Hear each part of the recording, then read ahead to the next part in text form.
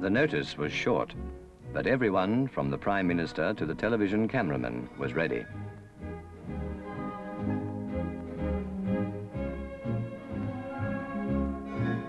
As thousands wait at twilight on a spring evening of October 1966, the President's aircraft touches down at Canberra Airport, inward bound from New Zealand.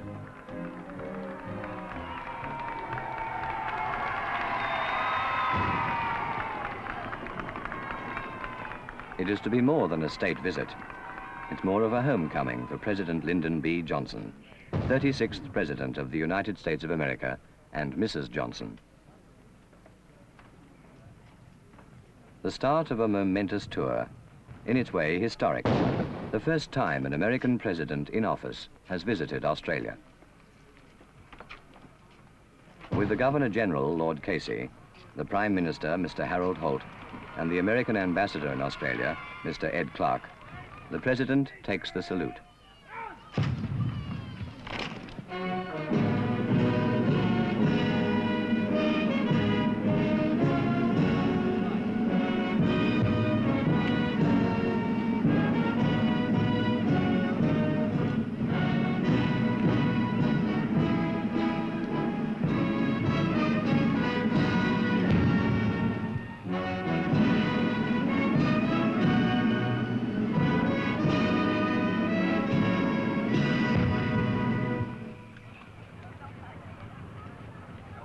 They're really here, said the Prime Minister in his address of welcome.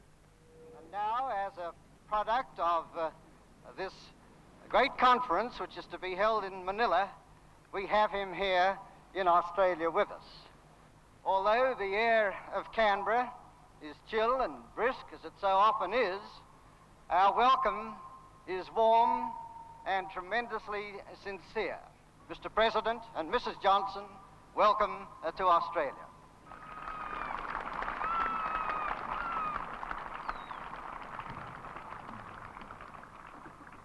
Your Excellency, the Governor-General and Lady Casey. In reply to the Prime Minister, the President spoke of the deep and meaningful similarities between Australia and America. When I first came here a quarter of a century ago, he said, I felt that I had not left home. So much did your country remind me of my native land. Here in Australia was the same openness, the same virility, the same self-confidence, the same generosity of spirit that I had treasured in my own country. And I am honored beyond measure tonight, upon my arrival, to see the cream and flower of your young manhood, who have rendered such gallant and distinguished service in Vietnam, come here to meet me. Because as I look upon that uniform, with that hat turned to the side, it represents to me the highest degree of patriotism, the greatest amount of courage, and the kind of a neighbor that America always wants to have.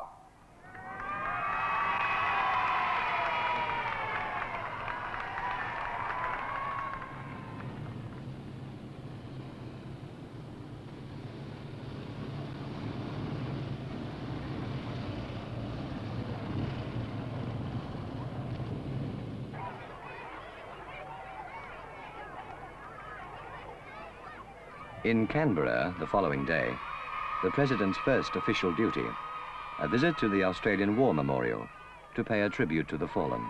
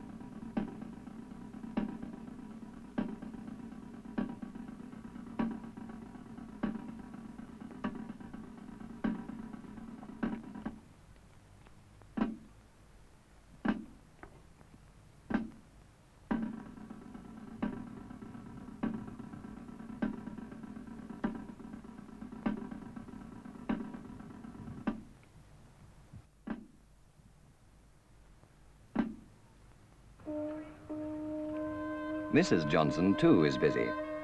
At Regatta Point Lookout, assisted by the Minister for the Interior, Mr. J.D. Anthony, she plants an Arizona cypress to mark the occasion.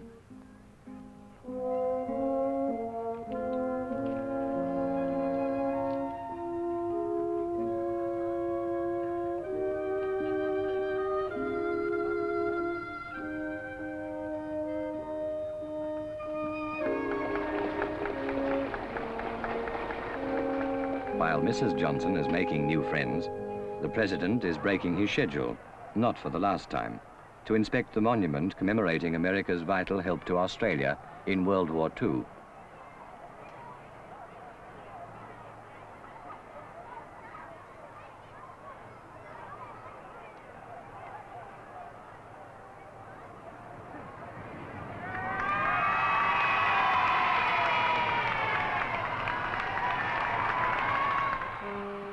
And then to Parliament House, for an official highlight of the tour, the state luncheon in his honour, at which the President is to make an important speech.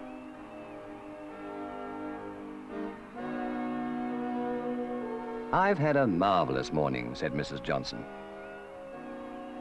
And everyone in Canberra echoed the sentiment.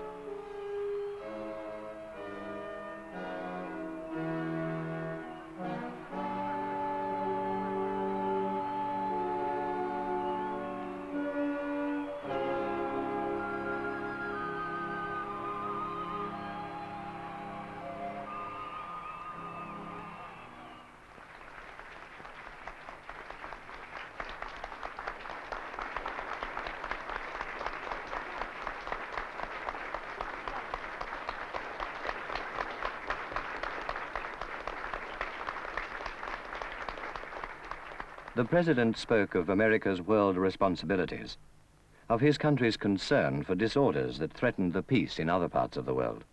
We believe that it is right that the strong should help the weak defend their freedom. We believe that it is right that the wealthy should help the poor overcome their hunger. That nations, no matter how small or fragile or young, should be free from the coercion of others. He spoke of the leading role of Australia as a strong partner in the new Asia. "Those of us in America who look west," he said, "and those in Asia who look east, will find a crossroads in Australia." He spoke of the comradeship of America and Australia in war and peace. There's not a boy that wears the uniform yonder today that hasn't always known that when freedom is at stake and when honorable men stand in battle shoulder to shoulder, that Australians will go all the way as Americans will go all the way, not third of the way, not part of the way, not three-fourths of the way, but all the way until liberty and freedom have won.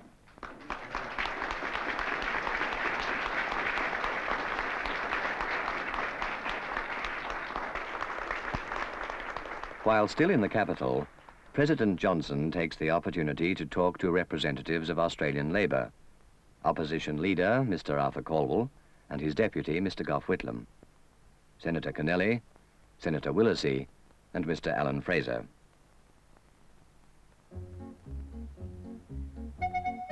Lanyon Station is a sheep property 16 miles from Canberra. Here, the President is invited to a barbecue, and here he is given a present, a digger hat for a Texan.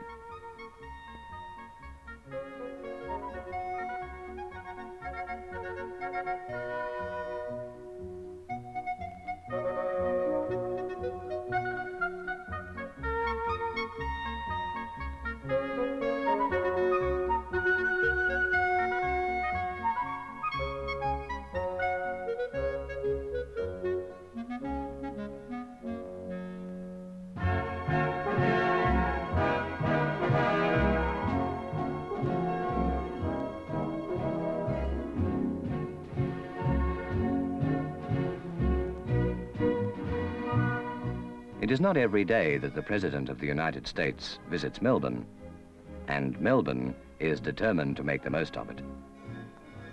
The southern city has shed its traditional air of reserve and is making ready for a tumultuous welcome.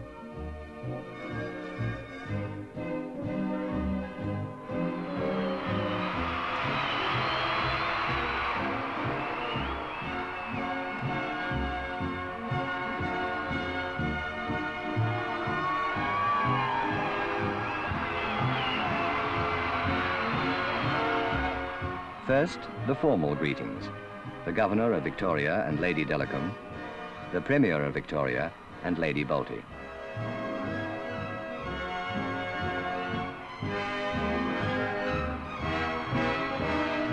Then it is the turn of the people of Melbourne, swamping the presidential procession in a surge of spontaneous warmth throughout the 10-mile drive through the city.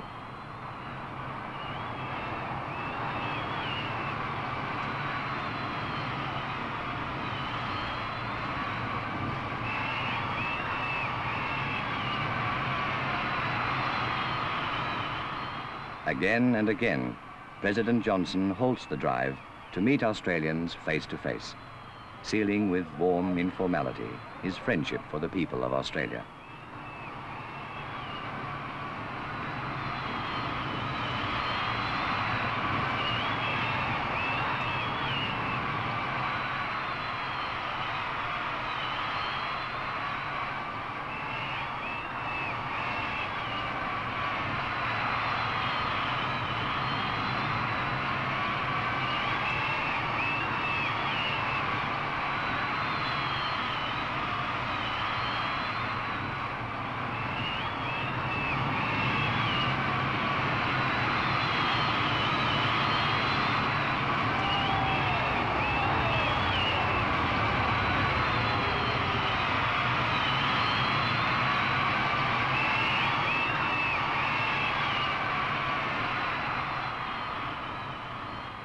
A hectic time for the President's attendants, but the general good humor is reflected in the face of his chief bodyguard.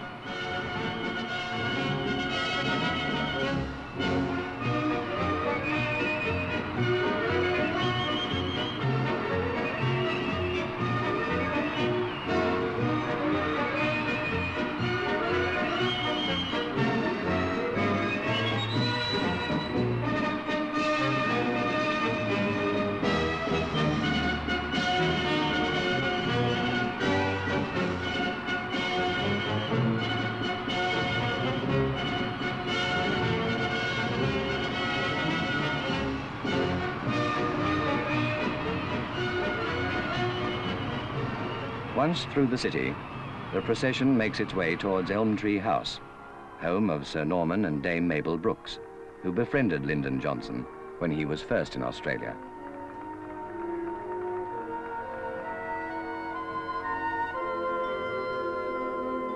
A heartfelt reunion, reviving wartime memories of the hospitality he shared with other servicemen at the Brookses' home.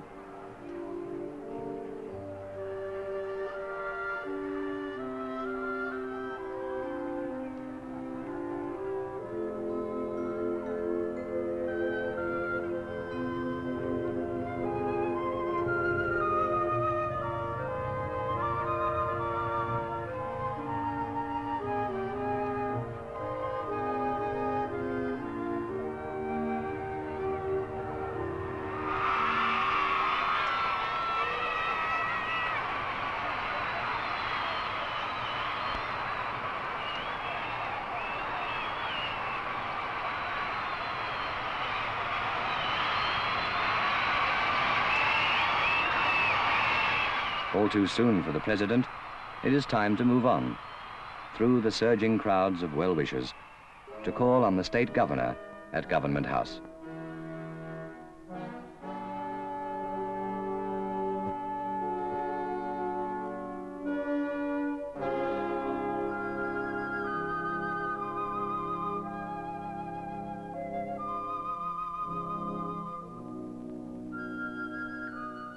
After Melbourne, Sydney.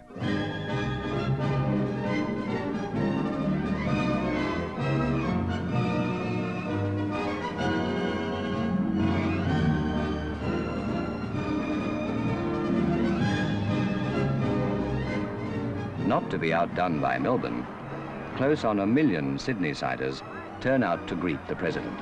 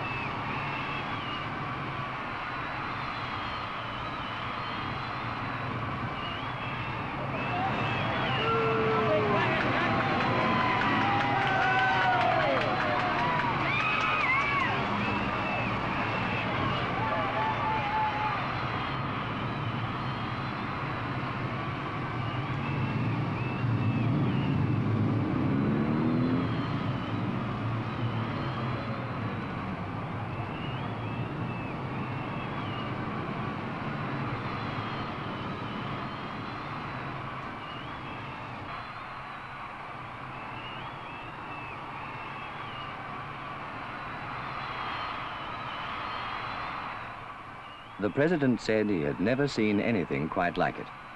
Mrs. Johnson and he felt as if they belonged here.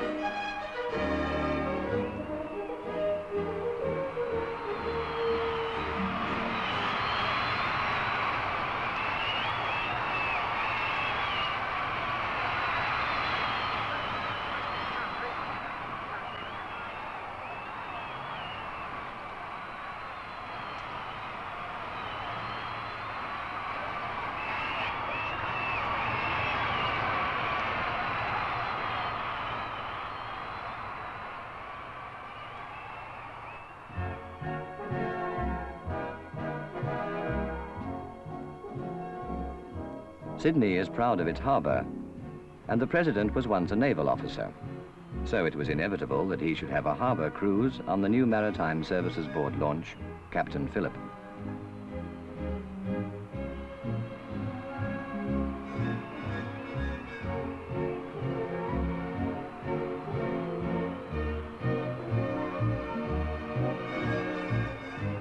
But first, Premier Askin introduces a young citizen who offers the President a gift on behalf of the children of New South Wales.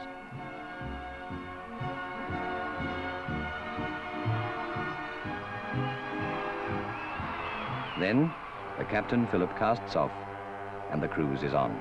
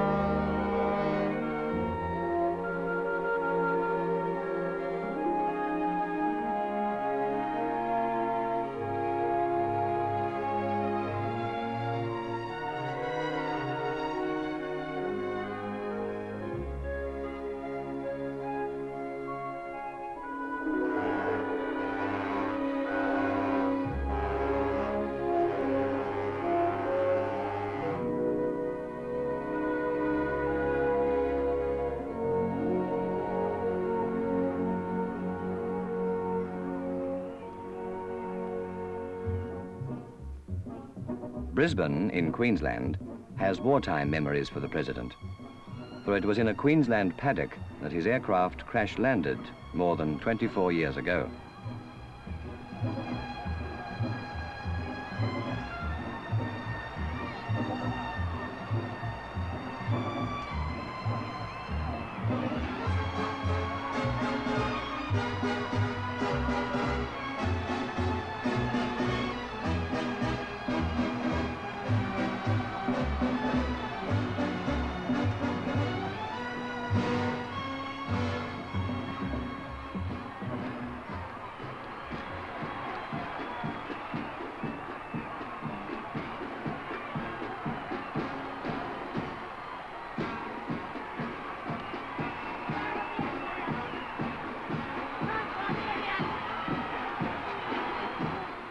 As President and Mrs. Johnson say goodbye to the Premier of Queensland, Mr. Nicklin, the children of Brisbane give them a special farewell.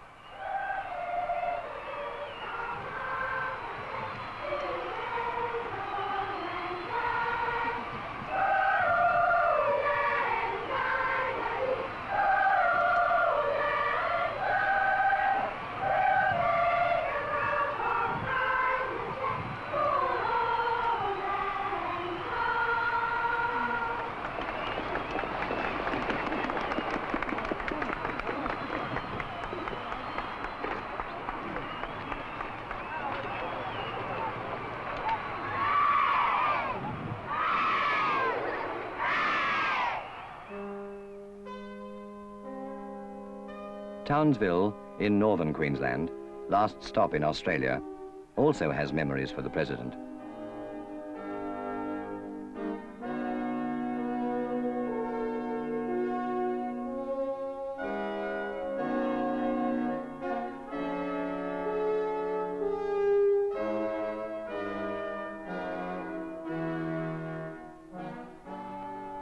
The church looks new, but Buchanan's Hotel is still much the same as it was on June the 8th, 1942, when Lieutenant Commander Johnson shared a room with another officer, Colonel Francis Stevens, the day before he won his Silver Star.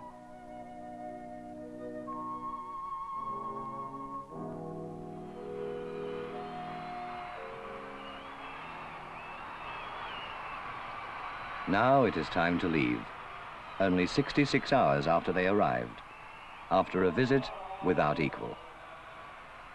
A sentimental journey, said President Johnson, which has again demonstrated to me how closely the destinies of our two countries are connected, and how important our common heritage and traditions are to us.